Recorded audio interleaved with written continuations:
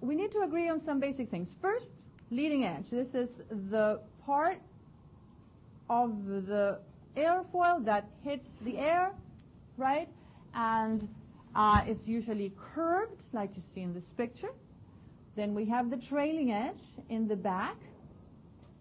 So the air will be coming this way. This is the air flow.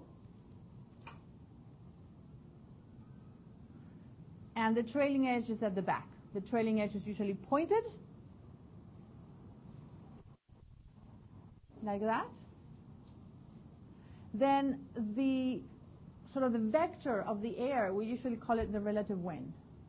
We use that terminology for the air hitting an airfoil.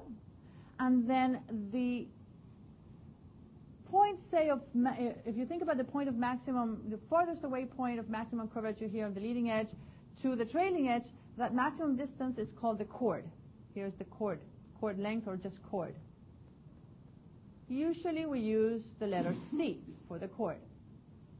The angle between the chord and the relative wind, here's the chord, here's the relative wind coming horizontally in this picture, this angle is called the angle of attack. Usually we use the Greek letter alpha for that, angle of attack. So we're going to use that a lot for our discussion, angle of attack. It's going to be an important, very important parameter in all our discussion. Now, perhaps a little less, less important. We're not going to use it as much, but some other terminology that is important for the airfoil is the camber, which represents the curvature. So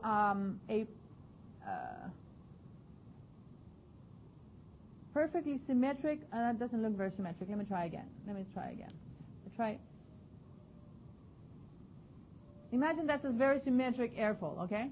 Then that very symmetric airfoil, we have basically no camber because the chord and that middle line that is equidistant from the top side and the bottom side coincide. So it's a straight line in the middle. That's no camber airfoil.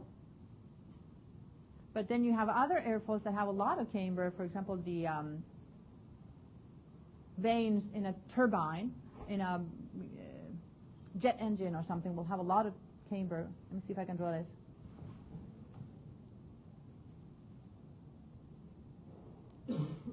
How's that? That's a lot of camber right there. Okay? So the chord here, funnily enough, the chord is going to be from here to here, a straight line. So it isn't even contained in the airfoil right there. See, that's the chord. Whereas the camber is going to be a line like that. Okay?